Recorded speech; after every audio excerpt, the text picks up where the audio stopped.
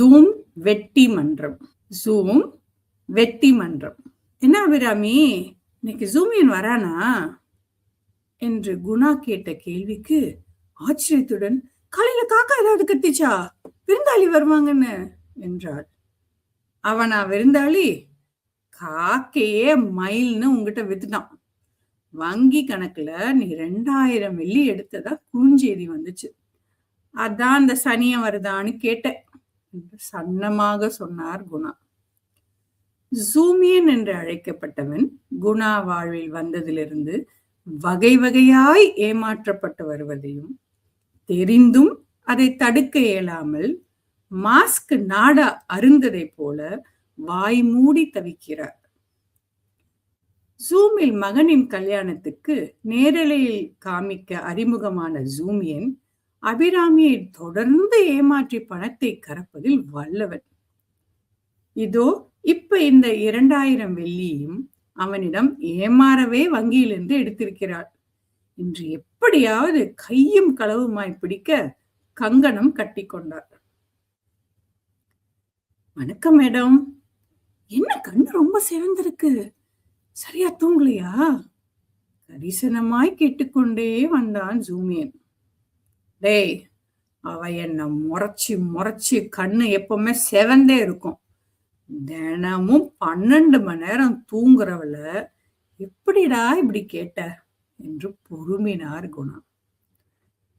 ஜூமியன், கண்ணு சிவப்ப குறைப்பதுக்கு ஏதாவது வைத்தியம் வச்சிருப்பிய, சொல்ல சும்மா கேட்போம் என்று வலையை வீசினார்.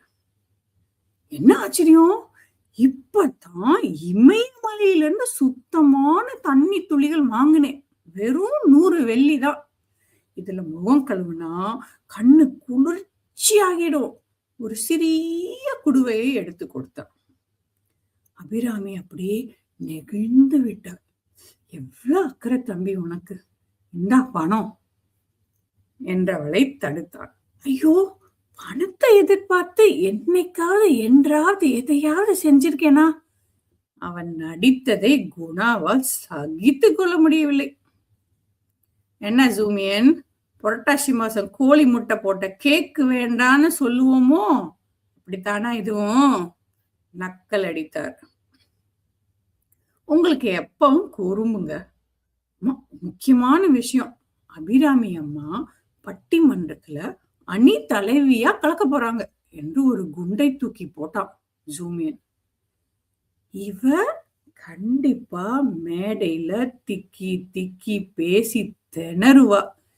சரி, நம்ம அதை ரசிக்கலாம் என்று குணா கனவு காண ஆரம்பித்தார். அம்மா, இந்தாங்க நீங்க பேச வேண்டிய தலைப்பு.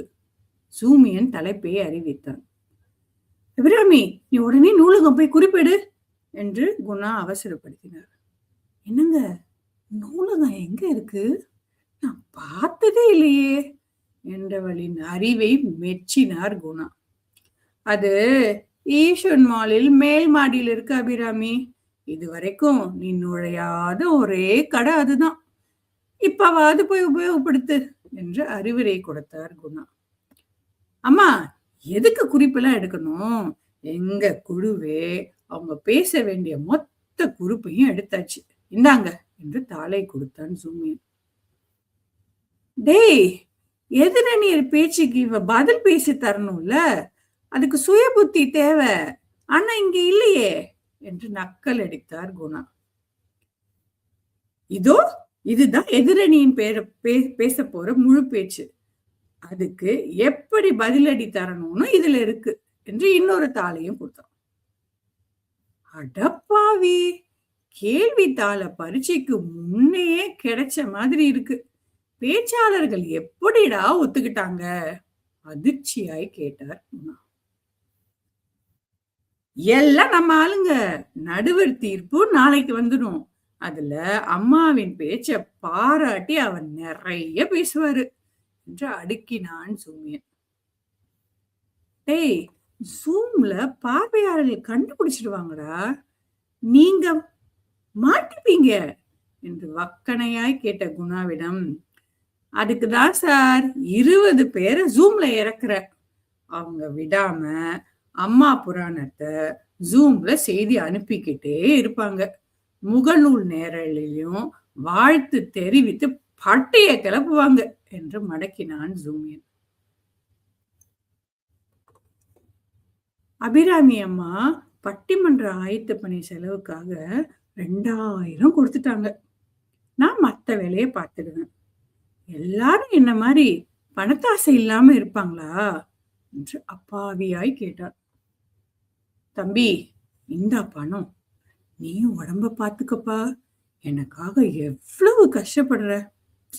அப்படியே எனக்கு இந்த நகம் வெட்டி நகை சாயம் செய்ய 2000 வெள்ளியில ஏற்பாடு செஞ்சேன்னு சொன்னில, அவங்க எப்ப வருவாங்க என்று பாசத்தை பொழிந்தார். டேய், ஜூம்ல பேசுறதுக்கு எதுக்குடா நகைச்சாயம்? வெட்டி மன்றத்துக்கு நகை வெட்டணுமா என்று பொறுமினார் குணா. அம்மா, ஜாக்கிரதையா இருங்க, நம்ம பட்டிமன்றத்தை கெடுக்க யாராவது முயற்சி செய்வாங்க. எனக்கு உளவுத்துறை நகை தகவல் வந்தது என்று காதை கடித்து விட்டு சென்றான் ஜூமியன். என்னங்க, வங்கியில பணம் எடுக்கணும், கழுத்துக்கு மசாஜ் செஞ்சுக்கணும், சீக்கிரம் வண்டி எடுங்க என்று கட்டளையை நிறைவேற்ற வண்டி சாவி எடுத்துக்கொண்டு ஓடிய குணாவிற்கு ஒரு சின்ன ஆசை வந்தது. அவ கழுத்துக்கு நானே மசாஜ் செய்யற சாக்குல கதையை முடிச்சிருவோமா? அவளை அடக்குவதை விட அடங்கி போவது எளிது என்று தெரியாதவரா அவர்? அடக்கமாய் வண்டியை எடுத்து அவள் வரும் வரை காத்திருக்க துவங்கினார். வணக்கம் மோகனப்பிரியா. ஐந்தாவது ஜூம் கதையில நம்ம இணைஞ்சிருக்கோம். முதல் பெண் பார்க்கும் படலம், ஜூம் தாண்டி வருவாளா. இரண்டாவது தாம் ஜூம் கல்யாணம். மூன்றாவது உங்களுக்கு ரொம்ப பிடித்த தேன் ஜூம் நிலவு. நான்காவது நறுக்கிய வெங்காயமும் நசுக்கின தக்காளியும். இப்ப கடைசி வரியில அதுல அவர் பட்டிமன்றம் ஏதாவது ஒண்ணு வச்சு செய்வாளா அப்படின்னாங்க. இருக்குமா அடுத்த இதுக்கு அப்படின்னு சிந்திச்சோம். நம்ம ஓரளவுக்கு கெஸ் பண்ணிட்டோம் நான் நினைக்கிறேன். அதே மாதிரி 5ஆம் தலைப்பு வெட்டி மன்றம். அவரான ஜூம் வெட்டி மன்றம் போட்ட உடனே நான் என்ன நினைச்சேன், வெட்டி மன்றம் சொல்லியிருக்காருல்ல. சோ நான் என்ன சொன்னேன், இந்த பெண்கள் எல்லாம் சேர்ந்து இந்த மகளிர் மன்றம் மாதிரி ஒண்ணு ஆரம்பிச்சு, அம்மா நம்ம தலைவி அபிராமி ஒரு மகளிர் மன்றம் இந்த ஜூம் வைத்து ஆரம்பிச்சு, அதுல என்னவோ வெட்டியா நம்ம என்ன அந்த மகளிர் மன்றத்துல என்ன நடக்குதோ அதெல்லாம் வச்சு இன்னொரு நகைச்சுவையான பண்றாங்க அப்படின்னு நான் நினைச்சேன். கடைசியில நீங்க சொன்ன மாதிரி அது பட்டிமன்றம் தான் வெட்டி மன்றமா இருக்கு. ஆனா அத ரொம்ப அழகா ஆரம்பிச்சிருக்காரு பாருங்களேன். என்ன அபிராமி இன்னைக்கு ஜூம் வருவானா அப்படின்னு. அது அவளுக்கு அப்படியே ஒரு ஷாக் ஆகிட்டு, காலையில காக்கா கூவுச்சா, காக்கா கத்துச்சா அப்படிங்கிறாரு. இந்த காக்காக்கு கரையிறதுக்கும் விருந்தாளி வர்றதுக்கும் அந்த ஒரு ஜூனியன் வர்றத அழகா அந்த கதாசிரியர் தொடக்கத்திலேயே வெறுப்பேத்துறாரு பாருங்க குணாவை. அவனா விருந்தாளி, அவன் காக்கைய மயிலுன்னே சொல்லி வித்துடுவாராம். அந்த அளவுக்கு பாவான மனுஷன். அந்த அளவுக்கு ஜூமியரை பத்தி புரிஞ்சிருக்காரு குணா. நல்லா ஜூமியனை நல்லா உள்ளுக்கு உணர்ந்து அவரை புரிஞ்சிருக்காரு. ஆனா நம்ம அபிராமி அவங்கதான் இன்னமும் நம்ம குணாவை புரிஞ்சிக்காம ஜூமியன் மேலேயே ஜூமியனே இன்னும் நம்பிக்கிட்டு இருக்காங்க. அதுலதான் அவர் சொல்ற மாதிரி சனியன் வருதான்னு கேட்டேன் அப்படின்னா, பாவம் உண்மையிலே அவரோட மனசுல எவ்வளவு நொந்து போய் அவரு அந்த ஜூமியனை சனியன் வருதான்னு அல்ல போன கதையில யூ டர்ன் போட்டு திரும்பி யூடியூப் வழியா யூ டர்ன் போட்டு வந்துச்சுன்னு, இந்த இதுல அவரு சனியன் வருதான்னு ரொம்ப பாவமாதான் இருக்கு குணாவை நினைச்சா. அது நல்ல ஒரு அந்த அளவுக்கு கொண்டு போயிருக்காரு சகோதரி. அதனாலதான் அப்படி கேக்குறாரு. ஏன்னா அவரோட பாக்கெட்ல இருந்தா காசுகள் எல்லாம் செலவாயிட்டு இருக்கு. அதுவும் பாத்தீங்களா இந்த பட்டிமன்றத்துக்கும் 2000 வெள்ளி. அவர் கேட்கும் போதே பாருங்க, 2000 வெள்ளி குறுஞ்செய்தி போயிருச்சு, டெபிட் ஆயிடுச்சுன்னு வரானா அப்படிங்கிற மாதிரி, ஜூமியன் வரானாங்கிறத அவங்களுக்கு இன்டைரக்டா அவர் கேக்குறாரு. சோ காசு செலவாகுறதுனால இப்ப ஜூமியன் கண்டிப்பா இந்த இடத்துல இருக்கிறாங்கிறது குணா வந்து கரெக்டா புரிஞ்சு வச்சிருக்காரு. அப்ப அபிராமி செலவு பண்ணா அதுல ஜூமியனாலதான் செலவுன்னு சொல்ல வரீங்க. அது மாதிரிதான் கதையில இப்ப இருக்கு. இருக்கிற காலகட்டத்துல அதுதான் கரெக்டா இருக்கு. ஆனா அதுல என்ன சொல்றது, வந்த உடனே அவர் பாருங்க, ஐஸ் ஐஸ் வைப்பாங்க சொல்லுவாங்கல்ல, அது பட்டிமன்றம் ஆரம்பித்து அவங்க கண்ணெல்லாம் அப்படியே செவந்து இருக்கான். அல்ல அல்ல அந்த குசும்புன்னு சொல்லுவான்ல, அல்ல அந்த அவர் வந்து டேய் அவன் என்னை முறைச்சுதான் அவன் கண்ணு ரெண்டு பேருமே வந்து அந்த கண் சிவப்பு தான் சொல்றாங்க. ஆனா ஜூமியன் வந்து என்னவோ ரொம்ப அக்கறையா, நீங்க தூங்கலையா, பட்டிமன்றத்துக்கு போகணும், கண்ணு சிவந்திருக்கானே. இவர் இங்க என்ன பண்றாரு, டேய் அவன் என்னை முறைச்சு கண்ணு சிவந்து போச்சுடா, ஏன்டா இப்படி 12 மணி நேரம் தூங்குறாங்களா? வா 12 பேரும் தூங்குறாங்கன்னா அபிராமி ரொம்ப குறைஞ்சு வச்சு பெரிய குடுத்து வச்சவங்க 7 மணி நேரம் தூக்கமே கிடைக்க மாட்டேங்குது, 12 மணி நேரம் தூங்குவாங்கன்னு அந்த தூங்குறதையே பெருசா சொல்றாரு. அவங்க அவ்வளவு தூங்க மூஞ்சி, அவ்வளவு போய் கண்ணு சிவந்திருக்குன்னு சொல்றியேன்னு சொல்லிட்டு, மனசாட்சி இல்லையாரா சூமியன் உனக்கு அப்படின்னு குணாவோட பொறுமல் தான் அங்க தெரியுது.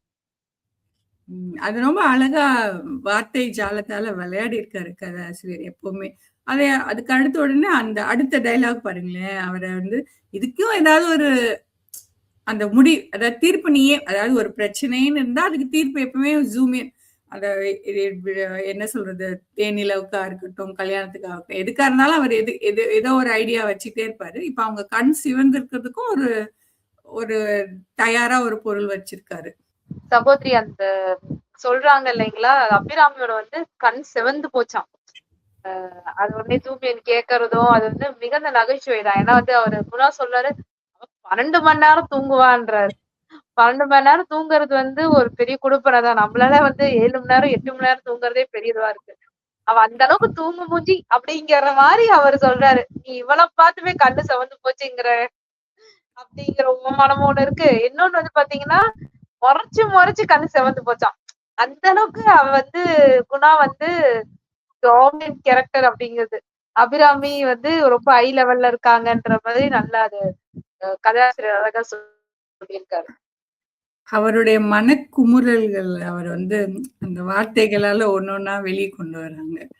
அதுக்கப்புறம் இந்த ஜூமியனும் விட்ட பாடு இல்ல, கண் சிவந்து போச்சான். உடனே வந்து இமயமலையிலேருந்து இங்க காவிரி தலைக்காவிரியில எல்லாம் இல்ல, கங்கையும் இல்ல, அதெல்லாம் தாண்டி இமயமலையில இருந்து தண்ணி கொண்டு வந்திருக்காரா, அதுக்கு ஒரு 100 அப்பதானே சகோதரி 100 வெள்ளி, அப்பதான் 100 வெள்ளி வாங்க முடியும். இங்க இருந்தா இவ்வளவு வெள்ளிக்கு வாங்க முடியாது இல்லைங்களா? ஜூமியன் ரொம்ப அறிவாளி. இல்ல அது இமயமலை அவ்வளவு தூரத்துல இருந்து கொண்டு வர்றாருல்ல, அதனால அதுக்கு அவ்வளவு ப்ரெஷியஸ் அல்ல, அது அவ்வளவு ஒரு தனித்துவம் கொண்டதுனால அதுக்கு 100 வெள்ளி. ஆனா அதெல்லாம் வந்து ரொம்ப பேசி எடுத்து போயிட்டாங்க. ஜூமியனுக்கு நம்ம மேல எவ்வளவு அக்கறை அப்படின்னு. ஜூமி அப்படியே மெய்சி நெகிழ்ந்து அப்படியே உருகிடுறாங்க. அவருக்கும் அப்புறம் பணம் கொடுக்குறாங்க, இந்த உடம்ப பார்த்துக்கோ. ஏன்னா அவர் இருந்தாதான் இவங்க இருக்கிற மாதிரி கதையில. ஜூமியன் இல்லாட்டி அபிராமியும் கிடையாது. சோ அந்த மாதிரி நினைக்கும் போது இவங்க அவங்கள பாத்துக்கிறாங்க, அவங்க இவங்கள பாத்துக்கிறாங்க. நடுவுல நமக்கு எனக்கு பிடித்த குணாவை வந்து நடுவுல வந்து அவரும் தன்னால் அதாவது விடா முயற்சின்னா அது அவர் அதுக்கு நல்ல உதாரணம். அவர் தான் என்னதான் பண்ணாலும் திரும்ப அவர் முயன்றுகிட்டே இருக்காரு பாவம். பட் அவரும் ஜெயிப்பாரா என்ன தெரியல. பட் அந்த புரட்டாசி மாசம் கோழி முட்டை, அதை பத்தி நீங்க என்ன நினைக்கிறீங்க? அது மிகுந்த நகைச்சுவையாதான் இருந்துச்சு. அதாவது ஜூமியன் வந்து நல்லா செய்ய மாட்டான் அப்படிங்கிறது நமக்கும் தெரியும்.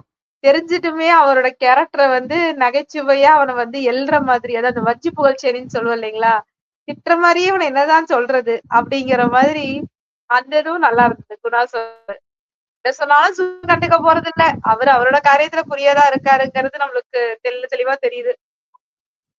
அதுல வந்து இந்த புரட்டாசி மாசம் வந்து அந்த அசைவ உணவு சாப்பிடாம இருப்பாங்க இல்லையா?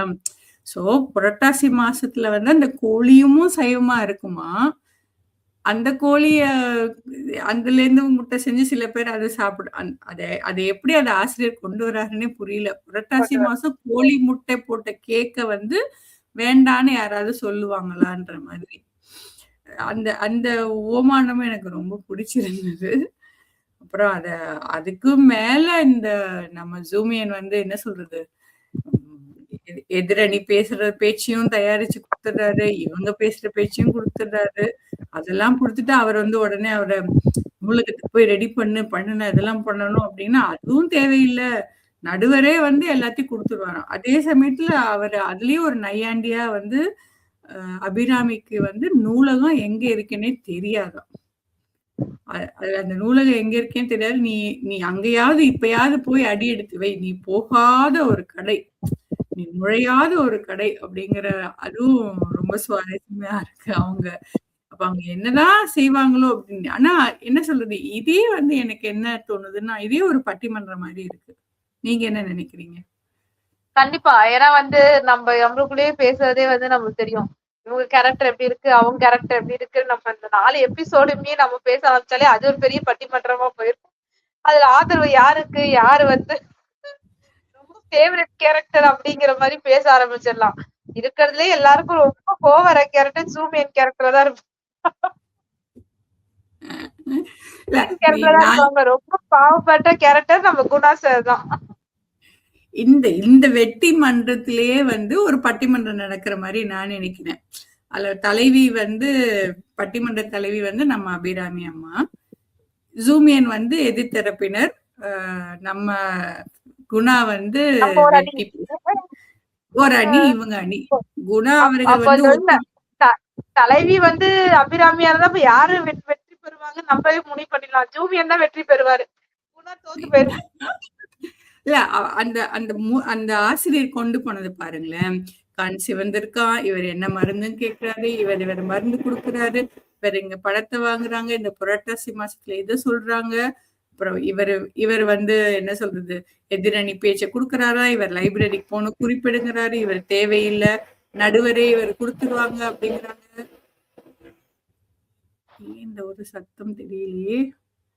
அப்புறம் இவங்க சுய புத்தி தேவையில்லை, கேள்வித்தாள் கொடுத்துடுறாங்க. இப்படி ஜூமியனுமே குணாவுமே ஒரு பட்டிமன்றம் நடத்துற மாதிரி. அதாவது ஒண்ணும் இல்லாததுக்கு வெட்டி மன்றமா இந்த இதுல நடத்துற மாதிரி, இதுலயே ஒரு பட்டிமன்றம் நடக்கிற மாதிரி ஆசிரியர் கொண்டு போறதா உணர்றேன். நீங்க அதை பத்தி என்ன நினைக்கிறீங்க? கண்டிப்பா கண்டிப்பா சகோதரி, எனக்கும் அப்படிதான் தோணுச்சு. ஏன்னா வந்து பயங்கர சுவாரஸ்யமா இருக்கு. பட்டிமன்றம்னாலே வந்து ஒருத்தவங்க பேசுவாங்க, அதுல இருந்து குறிப்பெடுத்து இன்னொருத்தவங்க எதிர்த்து பேசணும் அப்படின்னா இருக்கும். ஆனா இது அப்படி இல்லாம ஜூமியன் எல்லாமே வாழைப்பழத்தை உரிச்சு கொடுப்பாங்கன்ற மாதிரி, நீங்க எதுவுமே பண்ண வேணாம், நீங்க வந்தா மட்டும் போதும் அப்படிங்கிற அளவுக்கு ஜூமியன் நீங்க எல்லாமே உங்களுக்கு செலக்ட் பண்ற ஆள் முதல்ல எல்லாமே பண்ணிருவாங்க, நீங்க வந்தா மட்டும் போதும் அப்படிங்கிற அளவுக்கு மிகுந்த ஒரு நகைச்சுவையா தான் சொல்லியிருக்காரு. அப்புறம் எதுக்கு இந்த பட்டிமன்றம் இல்ல, வெட்டி மன்றம். கதையாசிரியர் சொன்ன மாதிரி பட்டிமன்றம் கிடையாது, இது ஒரு வெட்டி மன்றம் தான். அது அதே மாதிரி அதை பத்தி நம்ம விவாதிச்சுட்டு இருக்கோம் இப்போ. இவர் ஆளை இறக்குவாங்களாம், அவங்க வந்து செய்தி அனுப்பிடுவாங்களாம், இவங்களே அந்த லைக்ஸ் எல்லாம் போட்டுருவாங்களாம், நடுவரே அவங்க பல சொல்லிடுவாங்களாம். அதையும் அங்கேயும் விடல அவரு. அதை விட இன்னொன்னு சொன்னாரு பாருங்க, உளவுத்துறையிலேருந்து இவருக்கு ரகசியமா இவங்க பட்டிமன்றத்தை கலைக்கிறதுக்குன்ட்டு ஆள் ரெடியா இருக்காங்க. ஜாக்கிரதையா நடந்துக்கணும். அதுல கண்டிப்பா குணா ஒருத்தராதான் இருப்பாருன்னு நினைக்கிறேன். குணாவதான் அவர் இது மாதிரி எனக்கு இந்த மாதிரி ஒரு செய்தி வந்ததுன்னு குணாவை நையாண்டியா சொல்றாரா, இல்ல உளவுத்துறைன்னு அந்த மாதிரி காதை கடிச்சிட்டு போற மாதிரி ஆசிரியர் அதை வந்து நல்லா கையாண்டு இருக்காரு. அந்த ஒரு நகைச்சுவை எனக்கு ரொம்ப பிடிச்சிருந்தது. அதுக்கப்புறமும் இப்படி என்னதான் அடி வாங்கினாலும் நம்ம குணா வந்து திருப்பி எவ்வளவுக்கு அவ்வளவு முயற்சி செஞ்சுக்கிட்டேதான் இருக்காரு. நான் வெட்டி நகைச்சாயம் எதுக்கு, வெட்டி மன்றத்துக்கு நகம் வெட்டணுமா, இப்படி கழுத்து மசாஜ் நம்மளே கழுத்தை திருப்பிடலாம். குணா வந்து அந்த லெவலுக்கு போயிட்டாரு. இருந்தாலும் ஒரு பயம் இருக்கு அபிராமி மேல. ஆக்சுவலி அந்த காலகட்டத்துல இந்த மாரி நடந்தது அந்த எதார்த்தமான நிகழ்வுல வந்து, ஆசிரியர் வந்து அந்த குணா பாவமான ஒரு குணாவாகவும், பண ஆசை கொண்ட சூமியன் மூலமும், எதுவுமே தெரியாத அப்பாவியா இருந்த அபிராமி, இந்த 3 பேரையும் வைத்து ஒரு சின்ன பட்டிமன்றமே நடத்தி, அத ஒரு வெட்டி மன்றம்னு தலைப்பு வச்சு, அந்த காலத்துல நடந்தத அப்படியே நமக்கு அ நம்ம அத உணர முடியிற மாதிரி அவர் நல்ல தெளிவா அந்த கதைய கொண்டு போயிருக்காருன்னு, அதுக்கே அவர பாராட்டியே ஆகணும். அதே சமயத்துல நான் அந்த கோவிட் காலம் அப்படின்னு நம்ம வரும்பொழுது, எல்லாருமே அந்த காலத்துல ஏதாவது ஒண்ணு செய்யணும்ன்ட்டு இது மாரிலாம் ஆரம்பிச்சு, லைக் நம்ம பார்த்தோம் இல்லையா? YouTube ஆரம்பிக்கிறது, பட்டிமன்றம் அப்படின்னு ஆளுக்கு ஆளுக்கு செய்ய செய்ய அந்த பட்டிமன்றத்தோட நோக்கம் எதுவுமே இல்லாம ஒரு வெட்டி மன்றமான அது மாரி நெறைய வெட்டி மன்றங்கள், பட்டிமன்றங்கள் செஞ்சாங்க அப்படிங்கிறத ஆசிரியர் சொல்ல வராரோ! அப்படின்னு ஒரு கேள்விக்குறி கருத்தும் அங்க எழுகிறது. அந்த என்னுடைய அந்த கருத்துல உங்களுடைய எண்ணம் என்ன? கண்டிப்பா சகோதரி. ஏன்னா வந்து எல்லாம் நம்ம முன்ன பார்த்த பழைய எபிசோட் எல்லாமே பாத்தீங்கன்னா, எல்லாமே ஒரு சிந்திக்கிறதுதான். ஏன்னா வந்து ஃபர்ஸ்ட் ஜூம் தாண்டி வருவாளா அப்படின்னும் போது, அதுவே பாத்தீங்கன்னா ஏன்னா அந்த காலகட்டத்துல என்ன பண்ணலாம்? என்ன சுவாரஸ்யமா பண்ணலாம் அப்படிங்கிறது ஏதோ நிகழ்ந்த ஒண்ணுதான். புரியுதுங்களா? அதுக்காக தாம் சூப் கல்யாணமும் அப்படிதான். சோ எல்லாமே வந்து ஒரு நிகழ்ந்த ஒண்ணதான் கதையாசிரியர் வந்து நகைச்சுவையோட நம்மளுக்கு திருப்பி சிந்திக்க சொல்றாரு. அதே மாதிரி இந்த வெட்டி மன்றமும் நடந்திருக்கலாம். நிறைய குடும்பத்துல குணா மாதிரி எத்தனை பேர் கஷ்டப்பட்டாங்களோ அப்படின்னு நம்ம சிந்திக்கிற அளவுக்கு கண்டிப்பா அந்த அளவுக்கு ஒரு அதோட இம்பாக்ட் இருக்கும். அந்த காலகட்டத்துல கண்டிப்பா நடந்திருக்கும். கொரோனா காலகட்டத்துல நடக்கலனாலும் வரப்போற காலகட்டத்துல கண்டிப்பா இதெல்லாம் நடந்துச்சுன்னா யாராவது பார்த்து நம்மள மாதிரி 2 பேர் விவாதிப்பாங்க. அப்போ ஒரு பட்டிமன்றம் நடக்கும். இல்ல அது நான் அது நீங்க சொல்றது முற்றிலும் உண்மைதான். அது கதாசிரியர் சொல்லாது. பட் அது வந்து அதோட அந்த காலகட்டத்துல இந்த டல்கோனா காஃபின்னு ஒண்ணு வந்தது பாருங்களேன். அதாவது எல்லாரும் வீட்டுக்குள்ளே அடைஞ்சிருப்போம். அந்த அந்த காஃபிய வந்து நம்ம கலந்து டல்கோனா காஃபி அந்த காஃபி நம்ம வீட்ல இருந்து குடிச்சா ஆனா அந்த சூழ்நிலையில அது எப்படி ஒரு மாயமா என்ன சொல்றது ஒரு வித்தியாசமான அதே காப்பி தான் நம்ம வீட்லயும் குடிக்க போறோம். அதே காப்பி தான் அங்க கடைக்கு குடிக்க போறோம். ஆனா அந்த இறுக்கமான சூழ்நிலையிலிருந்து ஒரு மாறுபட்ட நோக்கத்தோட மக்கள் வந்து அந்த தல்கோனா காஃபிய பார்த்தாங்க. அது மாதிரி இவரும் இந்த வெட்டி மன்றங்கள் நிறைய நடந்தது அப்படின்ற ஒரு கருத்தை அந்த காலகட்டத்துல அந்த அந்த அந்த மாதிரியான ஒரு இறுக்கங்கள் இருந்தது அப்படின்னு நமக்கு ஒரு நகைச்சுவை மூலமாகவும் நமக்கு அந்த ஒரு கருத்தை சொல்றாருன்னு நினைக்கிறேன். அதெல்லாம் கடைசியா அவர் முடிச்சதுதான் மசாஜ் செய்யறதுக்கு நாமே கடைசியா கதையை முடிச்சிருவான்னு. பட் ஆனா அந்த அந்த அந்த குணாவே வந்து அப்படி ஒரு கேரக்டரா ஆக்காமலும் அடங்கி போவதுதான் நல்லது. அதாவது பிராக்டிக்கலா அவங்கள அடக்க முடியாது. நம்ம அடங்கி போறதுதான் நல்லதுன்ற மாதிரி அடக்கமா போய் அவரை காத்திருக்கிறாராம். இனி அடுத்து கதாசிரியர் என்ன கொண்டு வருவாரு தெரியல. ஜூம்ல அடுத்து நம்ம ஒரு குறிப்பு கொடுத்தாரு நம்மளுக்கு எடுத்துக்காட்டு மாதிரி அடுத்தது என்ன இருக்கும் அப்படின்ட்டு இங்க வந்து அவரு அடக்கமாய் அவருக்காக காத்திருக்காங்க அப்படின்னு முடிச்சிருக்காங்க. இது வரைக்கும் நம்ம பார்த்த 5 இதுல எல்லாமே ஜூம் தான். கல்யாணம் பெண் பாக்கம் படலம், கல்யாணம், தேனிலவு, அதுக்கப்புறம் யூடியூப் சேனல், ஜூம்ல வெட்டி மன்றம். அந்த காலகட்டத்துல நடந்ததை இப்படி கொண்டு போறாரு. கொண்டு போயிட்டு அது அடுத்தது என்னன்னு ஒரு கேள்விக்கொடியோட நம்மள ரொம்ப ஆர்வத்தோடையும் சிந்திக்கவும் அதே சமயத்துல வைத்திருக்காருன்னு நினைக்கிறேன். நம்மளும் யூகிப்போம். அடுத்து என்ன கதை கொடுப்பாரு அதை பத்தி நாமளும் விவாதிப்போம்.